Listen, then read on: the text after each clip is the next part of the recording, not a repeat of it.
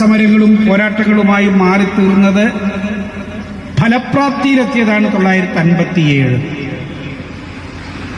ചുരുക്കി പറഞ്ഞാൽ എളുപ്പ വഴിയിൽ അങ്ങനെയാണ് ക്രിയ ചെയ്യേണ്ടത്. 1957 ഇങ്ങനെല്ലാമുള്ള വലിയ ചേരുവകൾ ഒന്നായി ചേർന്ന് അതിശക്തമായിട്ട് മുന്നോട്ടേക്ക് ഒഴുകി വന്നപ്പോഴാണ് 1957 ലോകത്തിന്റെ ചരിത്രത്തിൽ, ഇന്ത്യയുടെ ചരിത്രത്തിൽ, കേരളത്തിന്റെ ചരിത്രത്തിൽ കമ്മ്യൂണിസ്റ്റുകാരൻ്റെ ഒരു ഭരണം. EMS പലപ്പോഴും പറയാറുണ്ട്, അത് കമ്മ്യൂണിസ്റ്റുകാരൻ പലരും പറയാറുണ്ട്, നിങ്ങൾ പണ്ട് ഒറ്റക്കല്ലേ കേരളം ഭരിച്ചത്, ഒരു പാർട്ടിയല്ലേ കേരളത്തിൽ അധികാരത്തിൽ വന്നത്. EMS അതിനെ ഖണ്ഡിച്ചുകൊണ്ട് പറഞ്ഞിട്ടുണ്ട്. അദ്ദേഹം ഖണ്ഡനത്തിന്റെയും മണ്ഡനത്തിന്റെയും ആളാണ് എന്ന് നിങ്ങൾക്കെല്ലാവർക്കും അറിയാം. EMS പറഞ്ഞു, അല്ല, ഞങ്ങൾ അന്ന് മുന്നണിയായിരുന്നു, പക്ഷെ രാഷ്ട്രീയ പാർട്ടികളായിട്ടുള്ള മുന്നണിയല്ല.